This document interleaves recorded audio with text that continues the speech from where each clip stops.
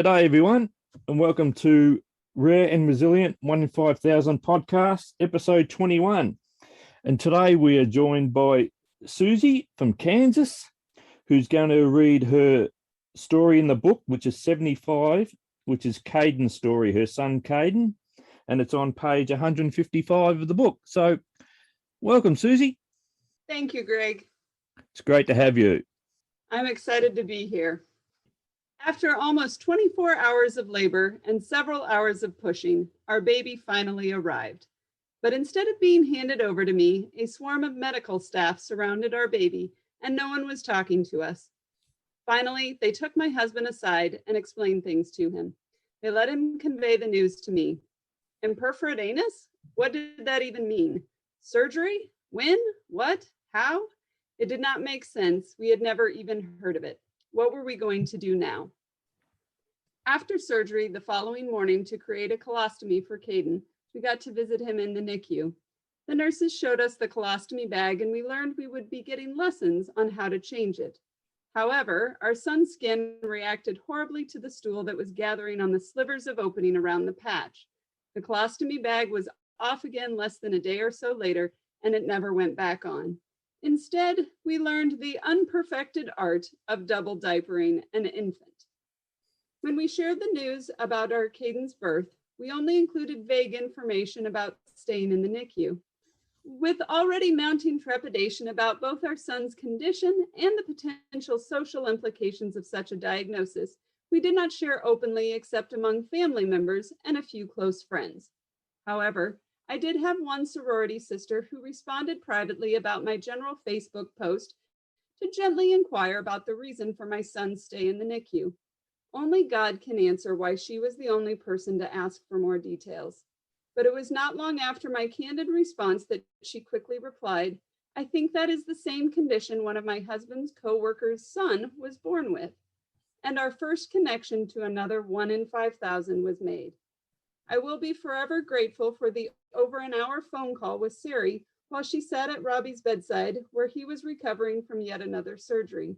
She shared hope, empathy, advice, and the name of an expert, Dr. Levitt, who would soon become our son's surgeon too.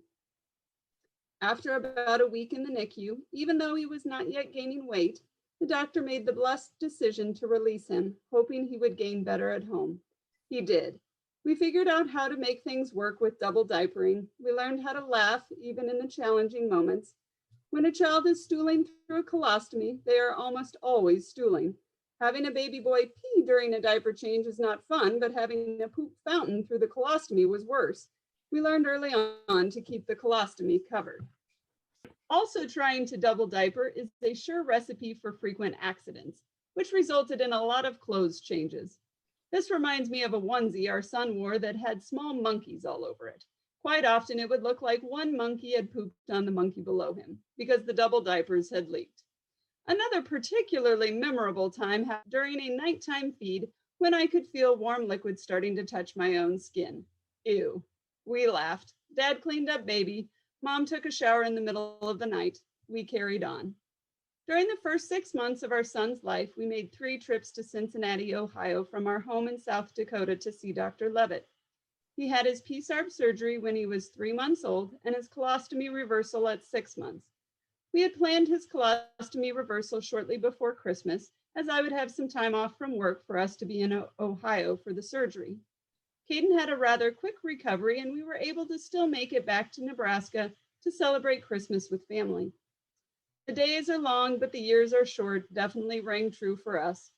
We managed his stooling with an incredibly strict diet. White foods were simply banished from our house. There were only a handful of times he ever showed signs of constipation, but the stooling was frequent, and we finally realized we were not going to be able to achieve potty training on our own. We had heard about the bowel management program when we had been out to Ohio when he was an infant, but we were reluctant to take over a week off to return to Ohio. By this point in time, we were in Kansas City and reached out to our local hospital. We were connected with a gastroenterologist who seemed familiar with Kaden's condition and knew about Dr. Levitt and his work.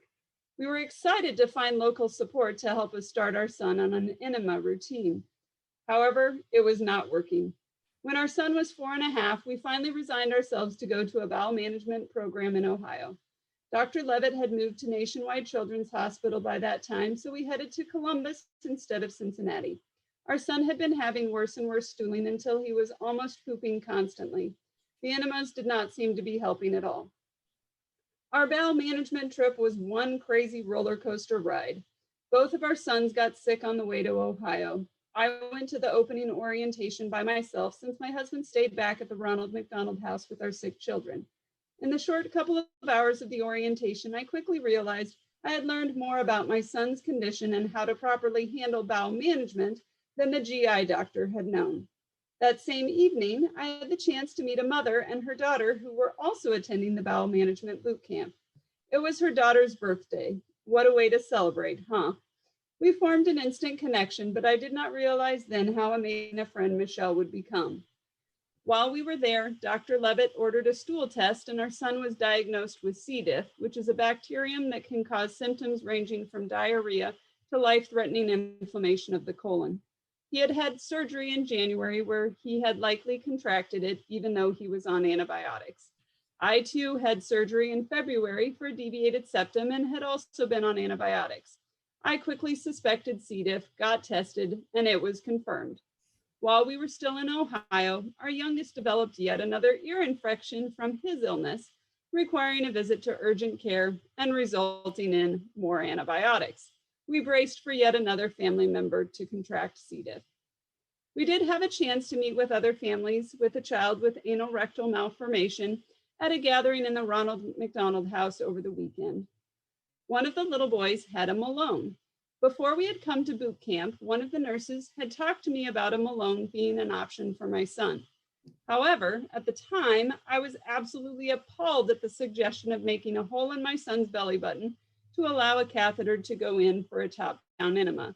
I do not know what I imagined, but I certainly did not realize it would be invisible. However, hearing another family talking about it as the best decision ever almost instantly changed my perspective, and I became eager to explore this option for my son. However, with his ongoing illness and being on antibiotics, the hospital decided that the bowel management program would not be effective, and they sent us home early. We had officially failed bowel management boot camp. However, what we learned while we were there allowed us to figure out the right recipe for our son's daily flush, and once the antibiotics took care of the C. diff, he started to stay clean regularly for the first time ever. We also got on the schedule as soon as possible for a return trip to Ohio for a surgery to create the Malone. It just so happened that the surgery was scheduled just a few days before his birthday. As I will readily tell our ARM community, we got our son a Malone for his 5th birthday, and it was the best birthday gift he will probably ever get. The night before we were supposed to fly back to Ohio to have the tube removed from the newly formed Malone site, the tube fell out. We did not know what to do, and it took a few hours to hear back from the doctor. However, I did hear promptly from my good friend Michelle, who told me in no uncertain terms that I had to get the tube back in before the site closed up. We had already put the boys to bed, so we woke up our son, managed to reinsert the tube, and taped it in place. When I spoke with the doctor later, he said that if we were able to get the tube back in on our own, we wouldn't have to go back to see them. It made me laugh to hear him say if. Michelle had not said it was optional. She told me to do it, and so we did. It has been over 4 years since Kaden had his Malone. In the meantime, Dr. Rentia, who worked with Dr. Levitt, came to Kansas City and now provides us with exceptional local care. We are so thankful for her and the staff at Children's Mercy. We continue to have our ups and downs, our triumphs and our trials. There was the time his Malone opening closed up so much we had to go to the ER to have it reinserted. Under anesthesia, they put in a chaet tube to keep it open. It fell out in the pool 3 days later. He has had to have a couple of additional minor surgeries. I think about the quote, "It doesn't get easier, you get stronger." And I am so thankful for the ways God has strengthened us through the trials. We have met amazing individuals and families who have encouraged and inspired us and helped us to carry our burden. We are so thankful for our ARM community. I have also thought a lot lately of an analogy Bob McCarty once shared from his work with medical professionals. He asked them what it meant when a patient reacts to a drug. They said it meant negative side effects. He asked what it meant when a patient responds to a drug. They said it meant efficacy, essentially accomplishing what it was intended to do.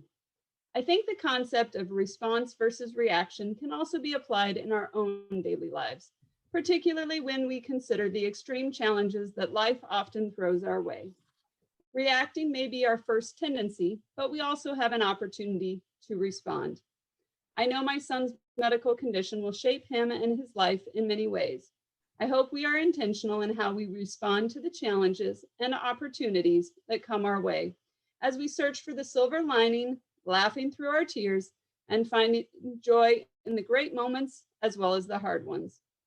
We want to seek opportunities to grow and learn, to develop greater empathy and compassion, to allow others to help carry our burdens and to help carry the burdens of others as well. It is amazing how when we lift the burdens of others, somehow our load seems to lighten a little as well. Oh, that's wonderful. Well, I can assure you that by you sharing your story will ease the burdens of other parents with little boys and girls that are going through the bowel management program or the Malone, and know that you can get through it. And how is Kaden going now? That's a very interesting question. Kaden is doing pretty good, but it has been a fairly rough year for us, especially the last few months.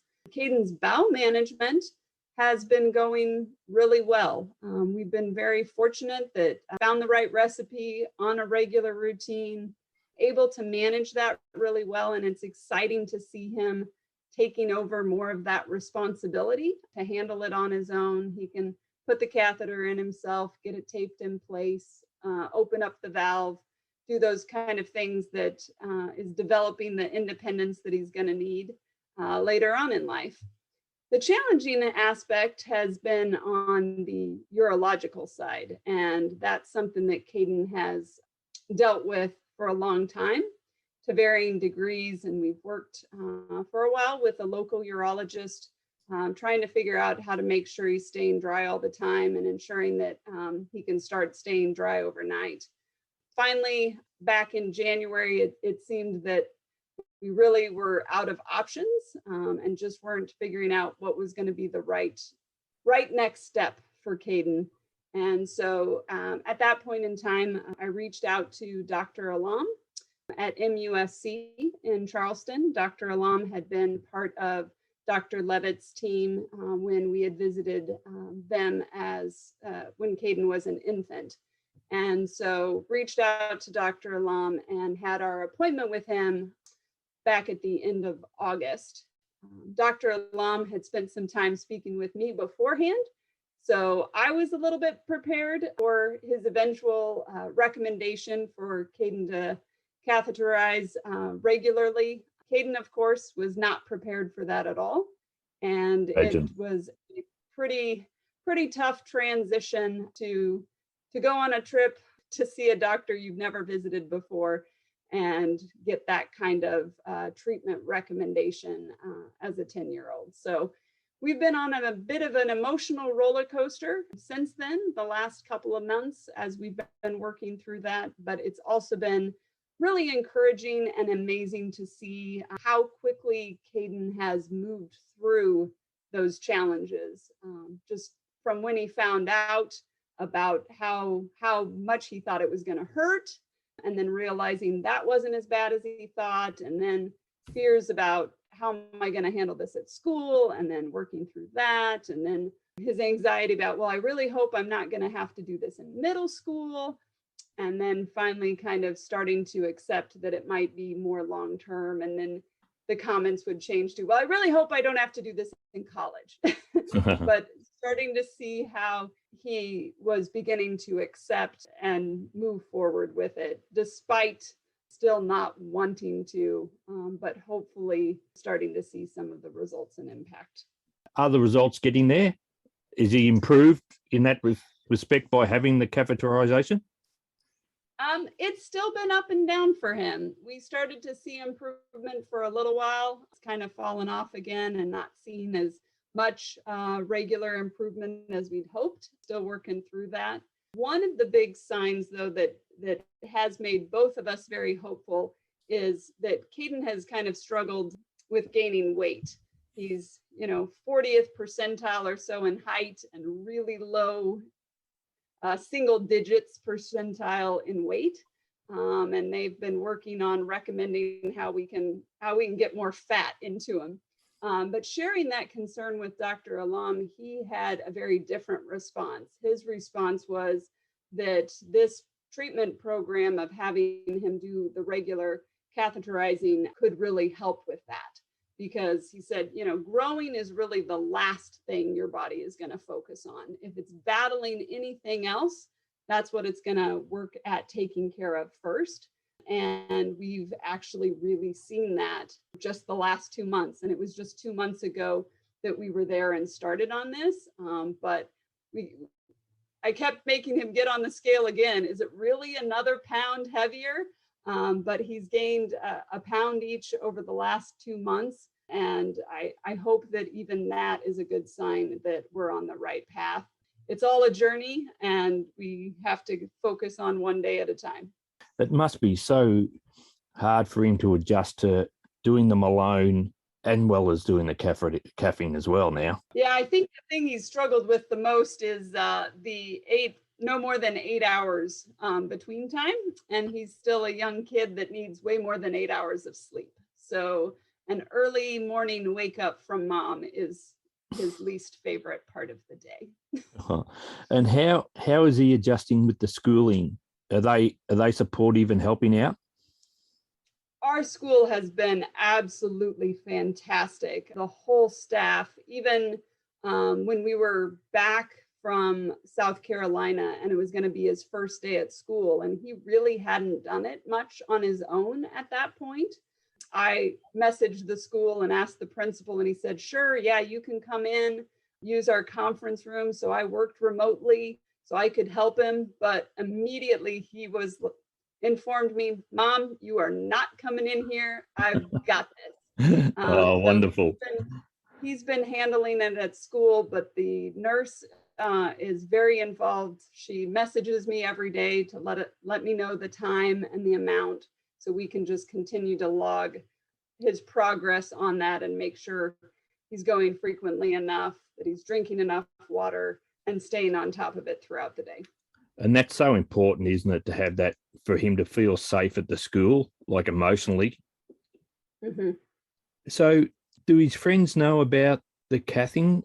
At this point, none of his friends are aware of either of his treatment protocols.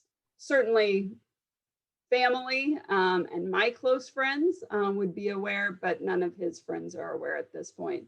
It's always a challenging, delicate balance with a kid with a medical condition like this, to help them learn that it's not something to be ashamed of, that they're okay. It's not something that they need to, I guess, again, not something for them to be ashamed of, but at the same time, it's something that they can still keep private. And as we're looking toward middle school next year, that's a pretty tough time with kids, and having any type of difference can be a real challenge for kids, let alone a medical condition that has any type of stigma associated with it. Yeah, and we must say you had a chat with Kaden beforehand to make sure he was okay with you sharing his story, but he didn't want to join us, which I totally understand. That was one thing, Greg, I was very surprised about. Even when you had offered the opportunity to submit an article for the 1 in 5,000 book, I wanted to make sure I had his permission, and immediately he said, oh yeah, that's fine. And then after I wrote the article, I asked again, can I use your name in there? Oh yeah, that's fine. I think it's a big difference of being within the community and the safety within the community of others who are like me. And that's one of the things that has been the most powerful and supportive for Kaden, is when he has had the opportunity to meet other kids with a similar condition. And most of the time it's been I mean, even a few years ago when it happened that we had the chance. So only 5 or 6 years old, but he knew the kids were like him, and they weren't having conversations about it. They weren't talking about those kind of things, but they just knew. And it just formed these instant connections and friendships and safety of knowing that I'm not the only one. Yeah, and I know you sent through a photo when you got the book and Kaden was sitting there reading the stories. How did he react when he saw some of the kids in the book? Yes, he was very excited again to see some of the other stories, and to again know that there are other kids out there.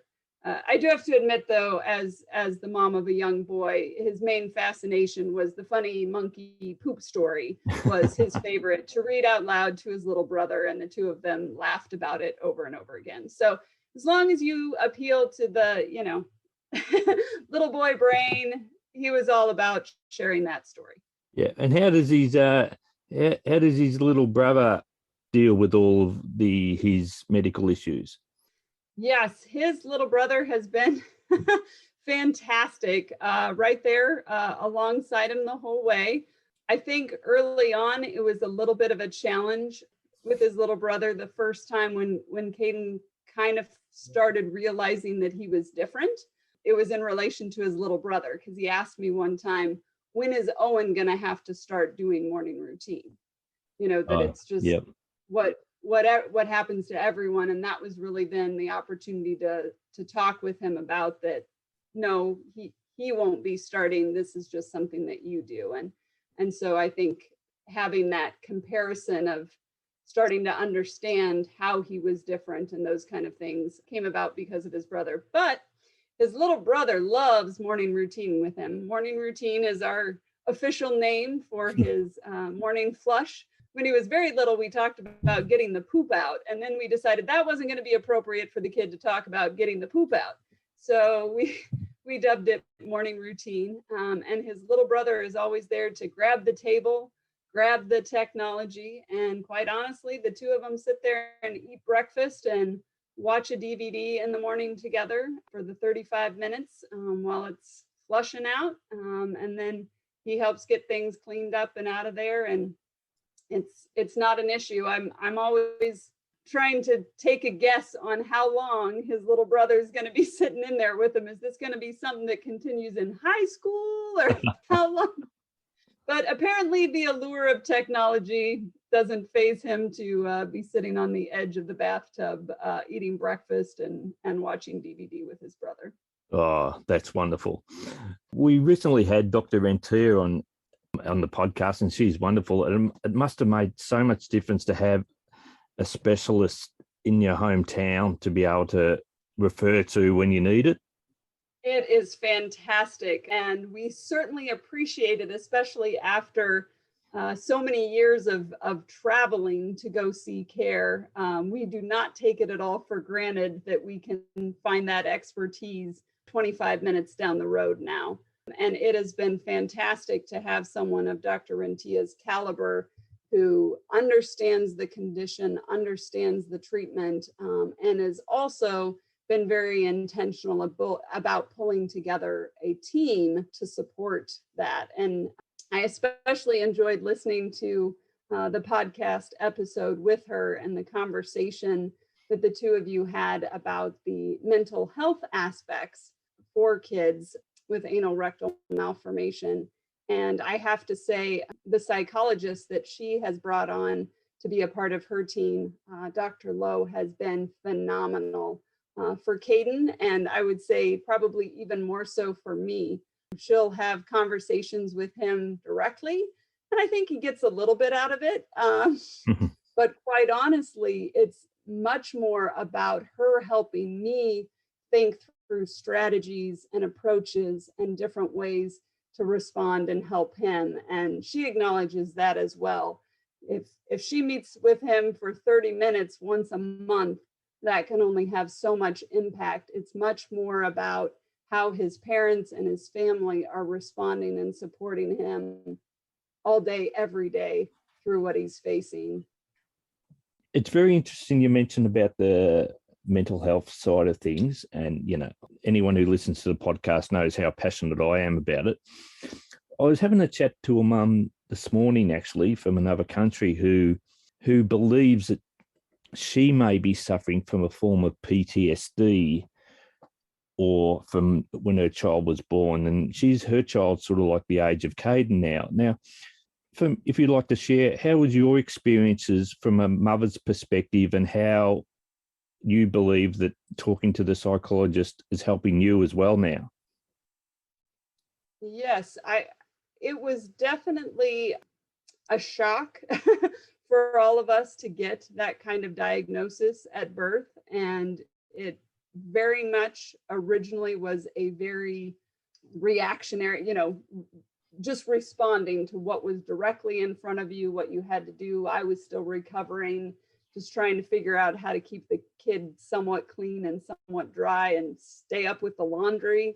And I think one of the big things that really helped me so much was getting plugged in and connected with other families. And I talk about Sari and Suzies Story, and that was just huge to have someone say, it's going to be okay. It's going to be hard, but this is what you're going to do. And Sari was quite good about laying it out. It wasn't even options. It was like, this is what you're going to do. And you're going to call here and they're going to get you taken care of and they're going to walk you through this. And so I think that was so helpful and so critical for so many families to get plugged in. Honestly, it breaks my heart every time a new person joins one of the Facebook groups and they talk about having a 10 or 11 or 12-year-old child, similar age, but they're just now getting plugged into the community and just now finding colorectal experts. And they've been trying to manage with a GI doc who doesn't know how to treat their kid. And you just can't imagine the level of trauma and challenge for that family when they don't feel like there's hope and when they don't feel like that there's an opportunity for them to really get to a functional place. And I think, again, when you can connect in with other families that are thriving, not just surviving, that just changes the perspective so much. And then in regard to Dr. Lowe, I think the thing that has been so helpful for me with our conversations has just been very practical strategies and approaches. I give her full credit. One of the things when Kaden was doing his morning routine when he was much younger, and I'm like, well, he's going to be sitting here on the toilet. It was even longer when we first started before things got faster and we could let it run in a little faster. And I'm like, well, we should make good use of this time. So I was having him work on his sight word cards because he's in kindergarten, and I was having him memorize his Bible verses and all of that. And at one point in time, he was having a really rough time, not wanting to do morning routine, not wanting to be different, all of those kind of things. And Dr. Lowe looked at me and said, you got to cut out anything that's not fun. You got to make everything about what he has to do be as good as it can be. And we pulled everything else out of the equation and we let him have technology. He doesn't get a lot of other technology the rest of the day. The technology is concentrated in that time in the morning. And suddenly you wake up in the morning and there's really nothing left to complain about doing morning routine, because you sit down, you plug in, and you're watching DVD with your brother. And boom, the complaints about doing morning routine were instantly gone. And so sometimes it's being able to talk with someone. Sometimes it's being able to get the emotions out, how to help process, but sometimes it's just those very practical tips from someone else's perspective that says, hey, if we reorient this, if we change the dynamics of what's going on, it's just going to change your child's perspective completely. That's really very important advice, I believe, because as I say, it's not something to dread for him, which I'd imagine at some stages it was. Certainly was, but not anymore. Nothing to complain about. Wonderful. And what was the reaction for your family and friends when they heard about that you'd written your story? They were very excited. they knew the story, but I think they were very encouraged to see it be a testimony to the journey, and something that can be shared back with others. I think it was especially impactful for my mom. I had had some heart conditions as an infant. Oh, And really? for my mom, it was always really beneficial for her when she was able to speak to other families after I was grown up and doing well, moved out, living life, healthy, all of those things. And when she would encounter people with a child with a similar condition, and she could share the story and say, my child looked just like yours, my child was struggling just like yours, and she's doing great. And that's what I want, sharing Kaden's story to be for others, is that we still have some ups and downs, but he is a healthy, excited, enthusiastic, kind 10-year-old boy who's doing life. Ah, that's wonderful. Hark back 10 years ago to the Suzie just being told that Kaden has been born with these issues, and you were giving advice to Suzie back then. From now, what would you be saying? And in line with giving advice to a new mum. Mm-hmm. I think I couldn't overemphasize enough the importance of connecting into the community. And I think I've done that some, and I've certainly reaped the benefits of it. And hopefully I've been able to give back to the community. But I have to say, I didn't get plugged in as soon as I could have into some of the groups. So it was a few people that I had met, but not fully plugged into like the Facebook groups until probably Kaden was 5 years old. And I think that connection and support would have been incredibly helpful earlier on. And so I think I've tried to make up some lost time for that, plugging in even more, connecting with some people, actually on the phone to have conversations, to connect with people personally. One specific example of that was a mom that had posted in the group about asking about doctors in the Kansas City area because they were going to be relocating here from Wisconsin. And so I was thrilled that I could endorse Dr. Rentia and say, yes, you're going to be in good hands, come on down, get settled. But then I also reached out to her and said, hey, if you're going to be living in the Kansas City area, here are some tips and tricks. Here's some things you might think about, fun kids activities to do and all of that. And she was very appreciative of it. And then she and her husband and their kids ended up buying a house about 2 miles from us. Oh, really? And so they're like literally neighbors down the street. And it's been great being able to meet up with them at the park and play. And the two of us can connect and talk about things that only moms in the mom group Yep. can fully appreciate and connect on. And again, not something that the kids ever talk about. It's actually her daughter that has the condition. So, but Kaden knows.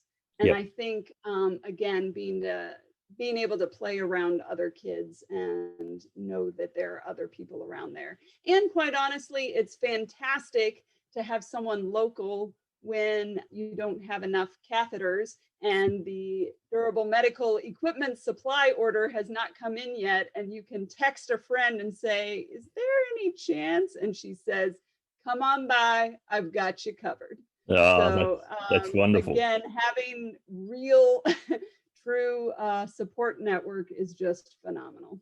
Yep.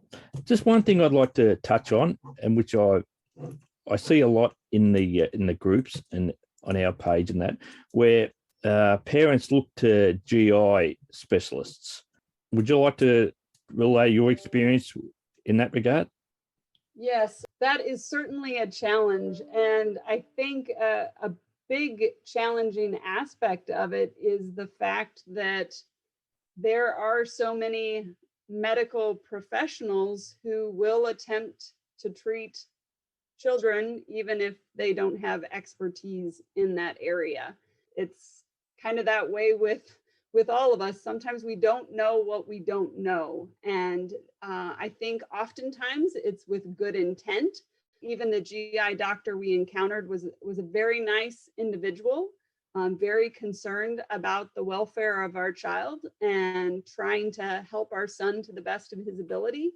And we always want to assume that our medical experts have the expertise, and that if they're telling us to do something, that's what we should be doing, and that they know what we should be doing. But the reality is that there are so many out there, especially GI docs, that don't know. And there's children on Miralax just stooling all the time, thinking that this is their only option to avoid constipation, and not truly achieving social continence to be able to stay clean and dry all day. And it goes back to the opportunity of getting plugged into the community. And one example I can even share from the Facebook group that really touched me was a mom got on there one time and asked the group about getting pull-ups for her son in a much larger size, that he was getting much older. And, how do I keep him, so he's not having accidents soiling through his clothes? So I'm looking for larger sizes. Can you guys help me find it? And there were a few comments of, these are places you can go, and this is maybe what you can look for. But the overwhelming response was, we're going to get you to the right place so your son doesn't need it. And that's, again, the opportunity of getting connected with the experts and getting connected with the community that responds and helps your family and your child get the help that you need. You're very fortunate in America that you've got so many multidisciplinary colorectal centers available now, and like they're all across the country. So opportunity to get that care is there, and you utilize that when you went and saw Dr. Levitt. You mentioned in the book about, and this is in the story initially about when you heard about the Malone, you said, no way, we're not going there.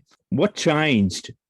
Well, I admitted in the story that I don't know what I was imagining. I don't know if it was a big gaping hole in the side of my son's stomach, but I was imagining, he's a boy. What if he wants to take his shirt off someday?